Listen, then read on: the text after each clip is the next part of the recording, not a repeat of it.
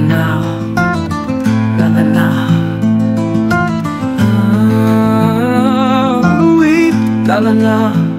Mapalad ang taong hindi nakikinig sa payo ng masama at hindi sumusunod sa masama nilang halimbawa. Hindi siya nakikisama sa mga kumukutya at hindi nakikisangkot sa gawaing masama. Sa halip, kasiyahan niyang sumunod sa kautusan ni Yahweh. Pinupulay-pulay niya ito sa araw at gabi, katulad ay punong kahoy sa tabi ng isang batisan. Laging sariwa ang dahon at namumunga sa kapanahunan na naman ang kanyang gawin, siya'y nagtatagumpay. Hindi gayon ang sino mang gumagawa ng masama. Ito ay tulad ng iba, hangin at siyang nagtatangay sa araw ng paghuhukom. Parusa niya'y nakalaan, siya'y ihihiwalay sa grupo ng mga banal. Sa taong matuwid, si Yahweh ang pumapatnubay, ngunit ang taong masama, kapahamakan ang sa kanila'y naghihintay. Huwag kang mabalisa dahil sa masama, huwag mong kainggit ang liko nilang gawa. Katulad ng damo, sila'y malalanta. Tulad ng halaman, matutuyo sila. Umasa ka sa Diyos, ang mabuti gawin, at mananahan kang ligtas sa lupain. Kaya ay mo hanapin ang kaligayahan, at ang pangarap mo'y iyong makakamtan. Ang iyong sarili sa Kanya italaga, tutulungang ganap kapag ika'y nagtiwala.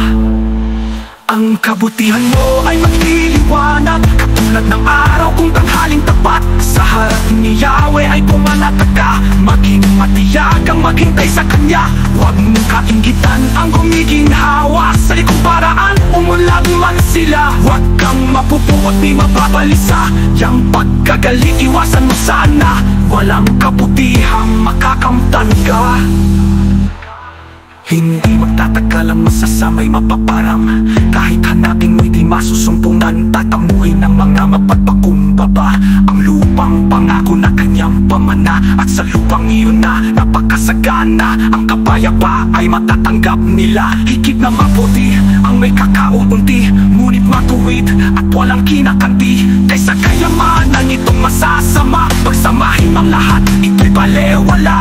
Lakas ng masama ay aalisin, ngunit ang matuwid ay kakalingain. Iingatan ni Yahweh ang taong masunurin, ang lupang ninanay pinapapawiin. Kahit na sumabit ang pagkikikahos, di daranasin ang pagdarahop.